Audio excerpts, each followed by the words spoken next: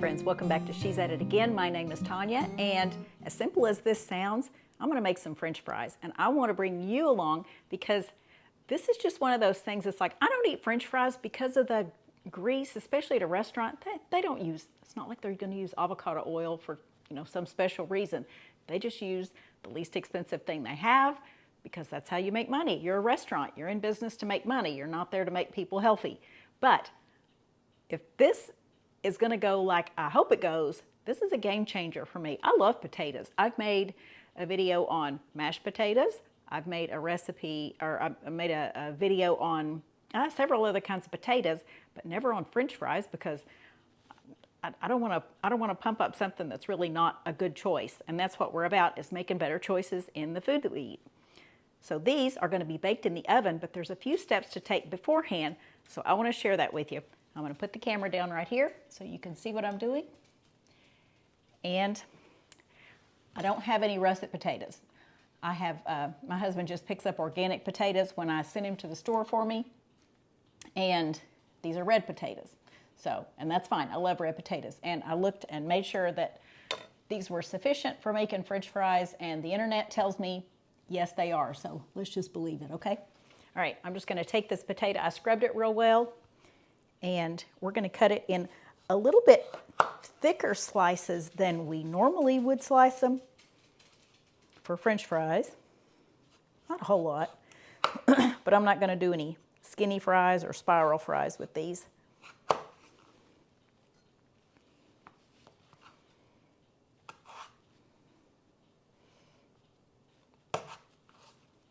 We're going to do them about like this. We're going to leave the skins on. I do not peel potatoes, really, in anything. Even mashed potatoes, anything. I don't peel them. I use the peels. I make sure I wash them real well, and we use them in whatever we eat. Okay, I want to cut that little tiny spot out right there.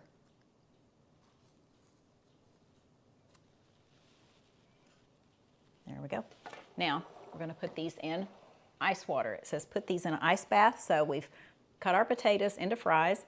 We're going to put them in an ice bath, and we're going to leave this in there for 10 minutes.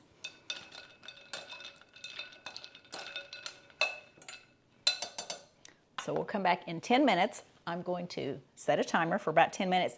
Meanwhile, I'm going to put some water in a pan, and we're going to start it to boil because we're going to go from the ice bath into boiling water, and we're going to boil them for 3 to 5 minutes. So we'll be right back. Okay, it's been right at 10 minutes. I kept thinking when I turned this burner on, oh, I turned it on too early. I'm just going to have to turn it off and turn it back on. But it's actually taken almost all that time for this little amount of water to come to boil. So as soon as you put your potato, your cut fries in the ice bath, go ahead and start heating up your water because it's only in there for 10 minutes and it takes it a while to heat up, or at least mine did. And I started to get a bigger pan. I thought, this is silly. I've cut up one potato. I'm just doing it as an experiment. I'm not feeding a whole group of people or even my whole family. It's just me. All right, I have my spider here, and I'm going to fish these potato slices out without putting ice in there. And I have my burner on full blast. I'm going to go ahead, and even though it's just one potato, there's really not that much of it, because I've cut them in thicker slices with it being a red potato instead of a russet, I am going to go ahead and cook it the full 5 minutes. And do not get rid of your ice bath here, because we're going to put them back in this as soon as they boil the full 5 minutes. So 3 to 5 minutes is what the recipe says. So I'm just following directions here. We're going to go with 5 minutes on that. In fact, I'm going to set a timer. When that timer goes off, I'll turn the camera back on and we'll transfer these back into the ice bath. Okay, timer has gone off. And we're going to put these potatoes in our ice bath.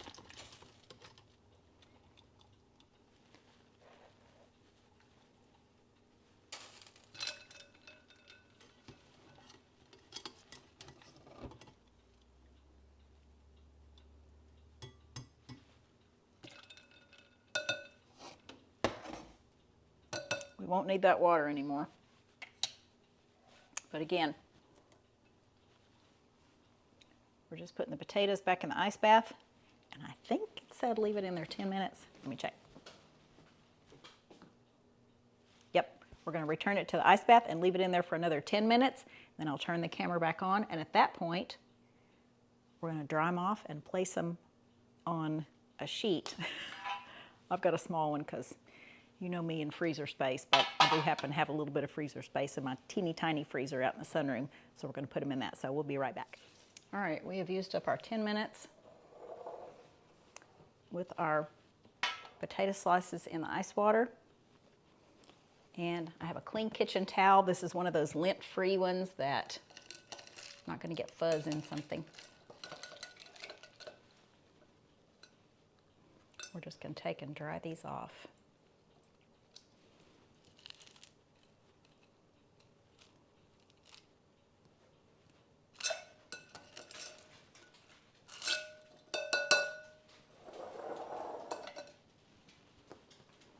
It just says pat these dry, so I need to put them in a single layer and just get them as dry as I can.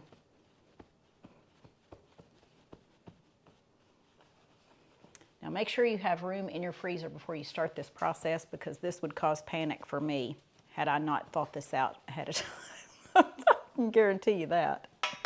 All right, have my little pan right here. I think I'm going to put a piece of parchment on that just to keep it from, not that I think it'll stick without me being able to get it up. I just don't want it to stick at all on the pan.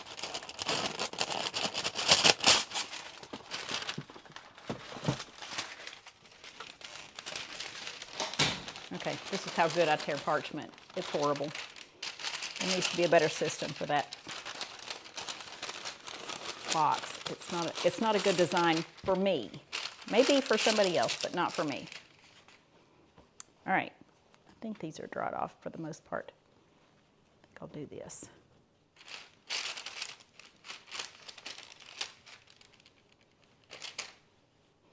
I think if you get to this point and you think, oh, these are too big, or you know, way too chunky, you could probably slice them up again at this point. I think mine are okay. They're pretty big, pretty thick and chunky, but I think they're okay. All right, this is what they look like. They're dry. I'm just gonna go put them in the freezer, and we have to leave these in the freezer for 2 hours. Yeah, so right now it's about 10 o'clock. It'll be about noon by the time this gets done, so I'll finish lunch. I'm not gonna stop lunch and say right at 2 hours. It'll be after I finish lunch. So we'll come back and we will put these, we're gonna put them on a pan and bake them eventually, but for right now, we're gonna put them in the freezer. So we'll see you in just a bit.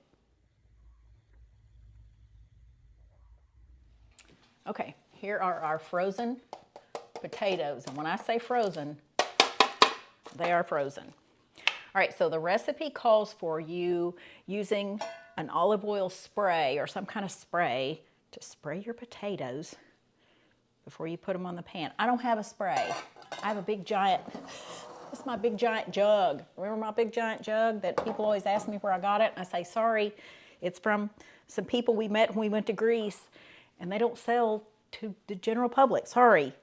I feel so special when I say that, but I also feel bad when I say that, because I want people to be able to have what I have, but you can't, because you didn't go to Greece with us. All right, so we're gonna drop these in this oil. I have about, I don't know, maybe a teaspoon and a half in here, but just keep in mind, I only have one potato, so. And I don't want these stuck together. I'm just gonna give them a little tossy toss.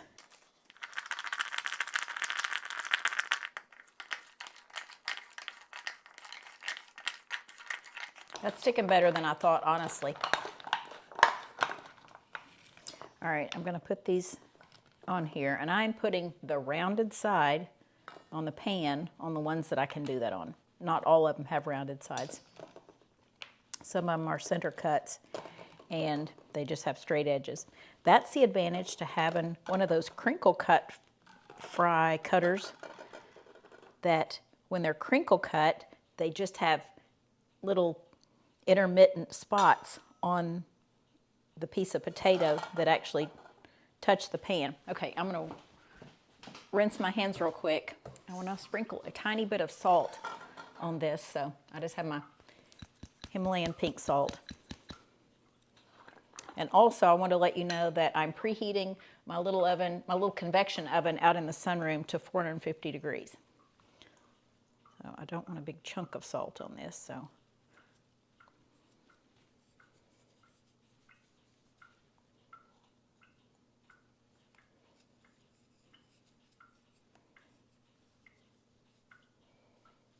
The recipe didn't mention anything about putting seasoning or salt or anything on it, so maybe I'm making a grave mistake right here. I just don't know. I'm not sure how the salt would affect it, but I do want them salty.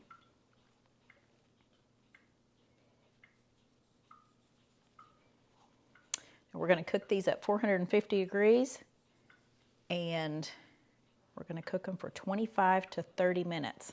I'll check them at 25. I can always add more time to it. I can't take it off once it's already gone. And when we're done with these, obviously, I'll let you see what they look like when they're finished. And I'll even put one through the camera and let you taste it. I so wish I could do that.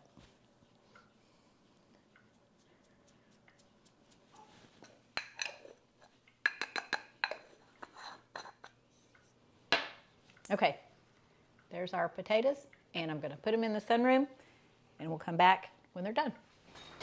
Okay, y'all look. This is what my fries look like. This is crazy. This looks like steakhouse fries. Now keep in mind, I don't go to restaurants. I just don't. But the last time I ordered a steak and some home cut fries in a restaurant, this is what they look like. That is super cool. And they smell like fries. This is crazy. Now, I know y'all are probably thinking, why are you getting that excited about French fries? I'm telling you, I like French fries. I like potatoes a lot, but I'm just not gonna cook them in deep oil. I spend too much money on good quality oil, and it's just such a waste. You know what I mean? This is not a waste. Okay, I'm pretty pumped about this. You're not going to hurt my feelings if this goes viral just because of these little jewels right there. I'm telling you, I'm excited. Okay, I'm going to taste one, but not while I have the camera on because I don't want that food noise going on. I don't like it. I'm just assuming that nobody in the audience likes food noise either. So anyway, okay, I am so very excited about these. Obviously, next time I'm going to make a bigger batch of these. It's not going to be one potato. It's going to be like one bag of potatoes, maybe. Oh, I'm so excited. And I didn't flip these during the process. So sometimes it says flip them over about halfway through baking. I did not flip these. Maybe it's because they're coated with oil on all sides, and maybe because I use a stainless steel pan and it's shiny. I don't know. They're not sticking to the pan at all. I'll let you see me shake this pan. None of them are sticking to the pan at all. But I did not have to flip them over. Now I did reach in there with the oven mitt out in the sunroom, just kind of jiggle the pan to make sure they didn't need flipped or unstuck from the pan or something, and they didn't. So anyway, I'm pretty excited, can you tell? Okay, recipe will be in the description as always. Now there are no measurements on anything as far as 2 potatoes or 2 pounds of potatoes or 5 pounds of potatoes. It just says cut your potato, wash your potatoes, cut your potatoes. Just go with what you feel like you need, but make sure your pan is big enough to accommodate everything at the same time. Don't overcrowd these. Don't put them in a double layer, just single layer in the oven. So anyway, thanks to whoever posted this on something I got. I don't even know if it was on Facebook or it was an email or what it was, but anyway, I'm pretty excited about it.